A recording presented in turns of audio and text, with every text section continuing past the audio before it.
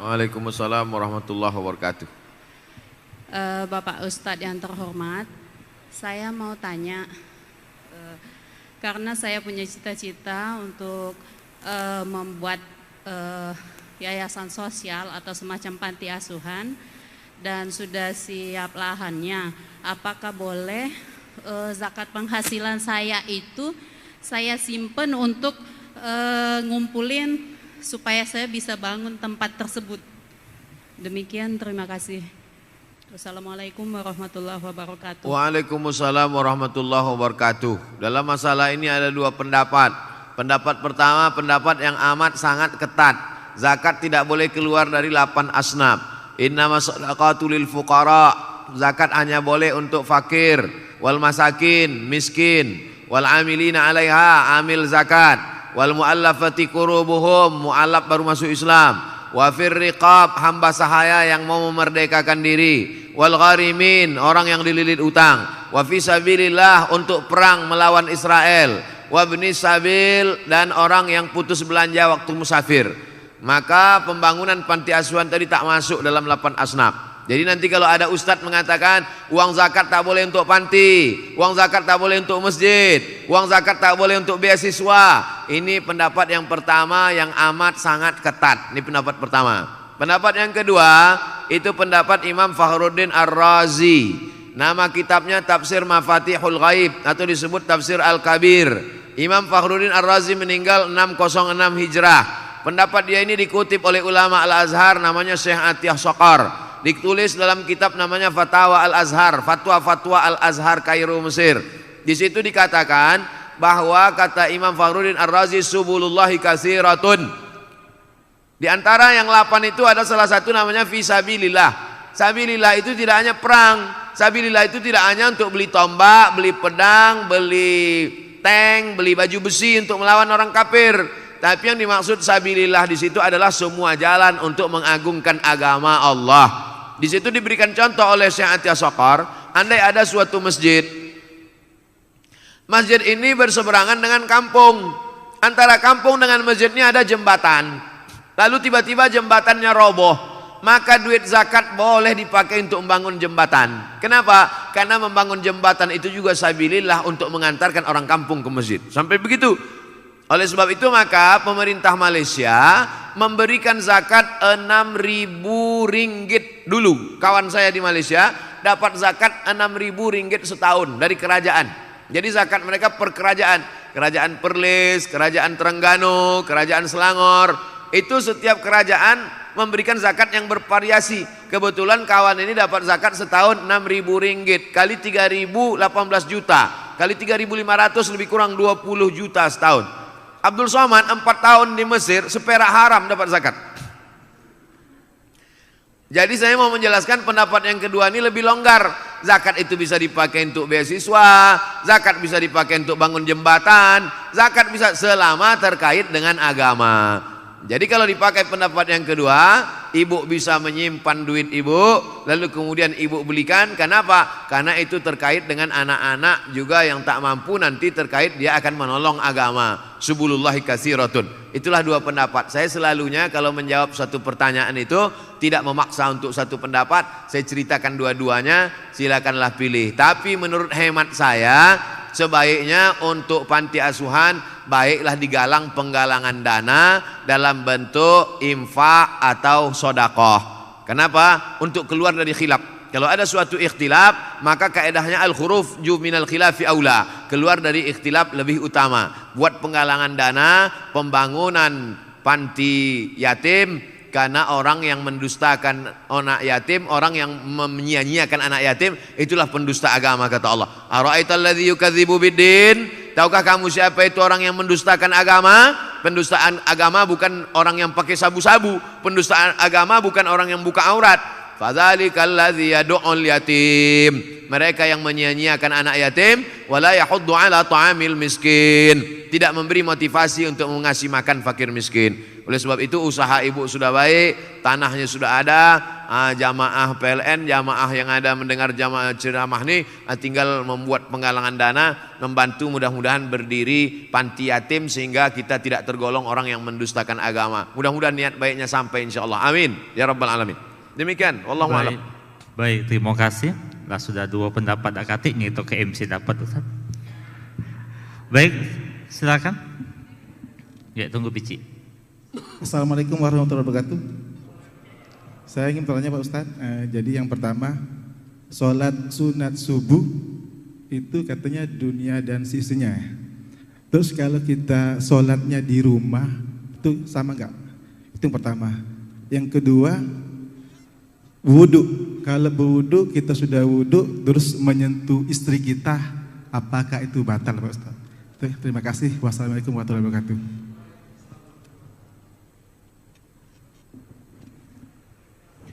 Rakaat al-fajri khairum minad dunya wa ma fiha. 2 rakaat qabliyah subuh lebih baik daripada dunia seisinya. Disebut dia dengan rakaat al-fajri, disebut dia dengan rakaat qabliyah subuh. Bagi yang pakai usolli sunnatas subhi rakaataini qabliyatan. Waktunya dari azan sampai ke iqamat. Jadi kalau bangunnya itu sudah azan subuh, dia di rumah, apakah dia langsung sholat subuh atau qabliyah subuh? Qabliyah subuh dulu.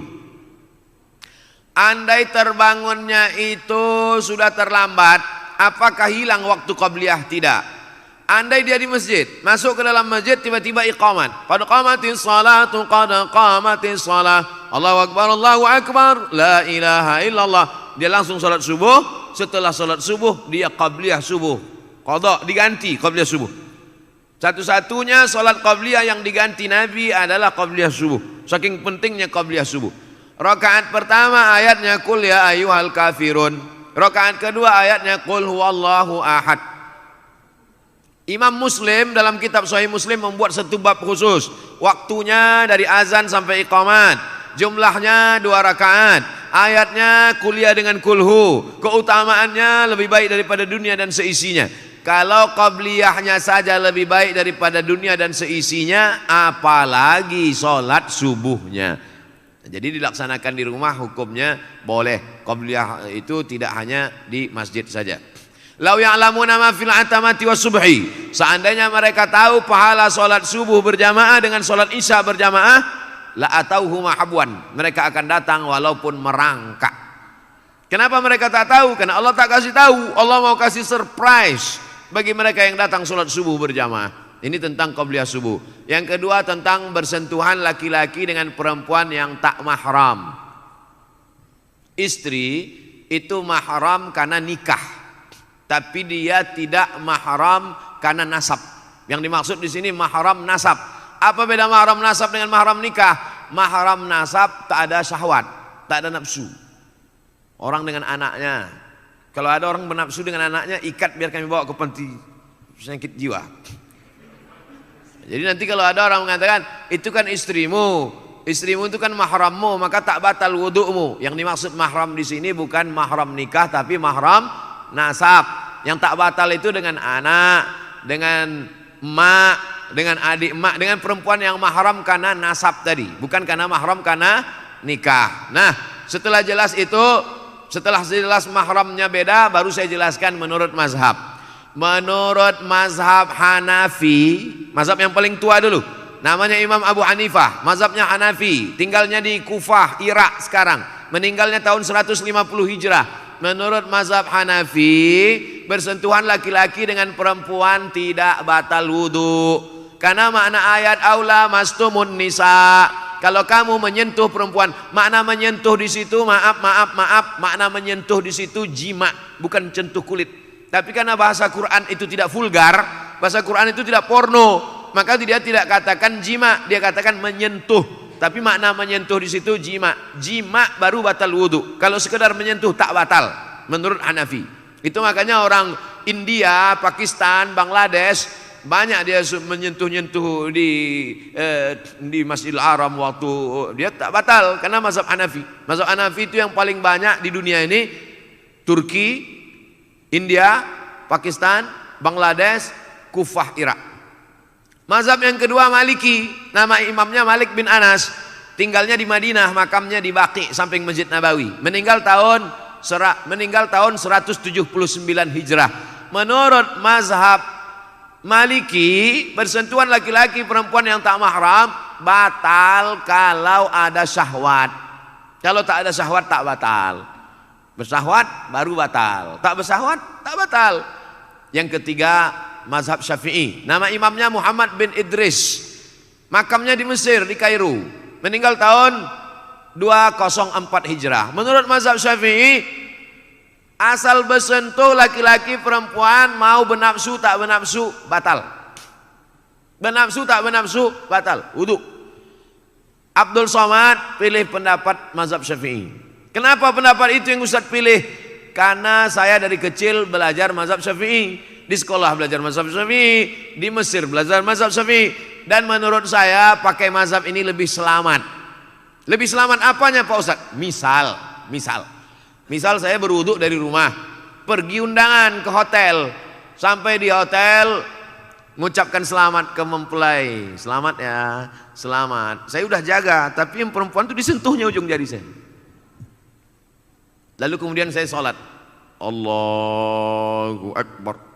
Datang setan berbisik, Abdul Somad, wudu kau batal. Kata saya, tidak, aku tak bernafsu. Kata setan, ada sikit gitu. Kan berkata-kata dalam pikiran. Tapi kalau saya pergi ke toilet, saya berwudu lagi, saya ulang wudu, saya sholat, maka hilang itu semua, hilang kata-kata. Itu makanya mazhab Syafi'i itu dikatakan asyaddu ihtiyatan, tingkat kehati-hatiannya lebih tinggi. Mazhab Syafi'i itu tingkat kehati-hatiannya lebih tinggi. Di antaranya dalam masalah wudu ini. Yang kedua masalah imsak waktu subuh. Mazhab Maliki tak ada imsak. Saya tinggal di Maroko, mazhab Maliki. Maliki itu yang paling banyak mazhab Maliki, Tunisia, Aljazair, Maroko, Mauritania, Andalusia, Irak, sebagian Mesir. Banyak mazhab Maliki. Dalam mazhab Maliki tidak ada imsak. Jadi kulu makanlah, washrabu minumlah sampai azan. Allahu Akbar, Allahu Akbar. Jadi kami di Maroko tidak ada itu sirine imsak. Jadi kami makan aja. Makan, tiba-tiba azan. Mulut berisi. Mazhab Syafi'i tidak begitu. 50 ayat sebelum azan ada imsak. Jadi waktu itu belum ada jam, maka dipakai 50 ayat. Setelah dihitung-hitung 50 ayat itu diagak-agak lebih kurang 10 menit. Itulah maka ada imsak di tempat kita. Kalau hidup lampu. Tingkat kehati-hatiannya lebih tinggi. Setelah bersih mulut, gosok gigi, baru kemudian terdengar azan. Jadi lebih hati-hati sehingga tidak ada was-was. Demikian. Allahu a'lam. Baik, kami silakan Ibu.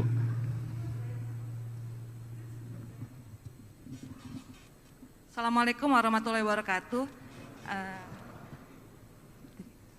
Mau bertanya Ustadz Abdul Somad, begini Ustadz, kita kan sebagian besar dari pegawai PLN ini sudah dipotong zakat penghasilannya ya Ustadz ya. Nah mungkin sebagian besar dari kita misalnya bisa menyimpan dari tabungan yang dari penghasilan yang kita sisihkan itu berupa tabungan, apakah itu berupa tabungan di bank ataupun emas. Nah apakah itu ketika sudah mencapai nisabnya lagi 85 gram, apakah itu kita juga wajib kembali untuk mengeluarkan zakatnya atau seperti apa Ustadz? Terima kasih. Assalamualaikum warahmatullahi wabarakatuh. Waalaikumsalam warahmatullahi wabarakatuh. Sekarang kita cerita teknis. Berarti tak masuk yang tadi itu. Kita hitung mudah dari Januari lah ya. Januari, kita hitung mudah dari Rabiul Awal, bulan Maulid. Rabiul Awal 1442, yaitu bertepatan nanti dengan November, sudah keluarkan zakatnya. Kebetulan ibu dapat 10 juta, amin. Banyak yang tak setuju. 10 juta 250 ribu, 10 juta 250 ribu, 10 juta 250 ribu, 10 juta 250 ribu. Dari November, dari Rabiul Awal November. Maka Rabiul Awal garis miring November 2021 yang 120 juta kotor tadi tidak dikeluarkan lagi zakatnya karena sudah dikeluarkan duluan. Sudah dipakai untuk biaya anak sekolah, untuk itu, untuk ini. Yang kalau kotornya itu 120 juta karena 1 bulan 10 juta, maka tinggal berapa di situ tidak ada lagi zakatnya karena sudah dikeluarkan duluan. Oleh sebab itu catatannya mesti 2. Tapi kemudian ibu, bapak, tuan-tuan ada tabungan. Maka yang pendapatan setahun tadi menggabung ke tabungan. Berapalah sisanya dari bayar itu, bayar ini, makan itu, makan ini habis, tersisa misalnya 30 juta.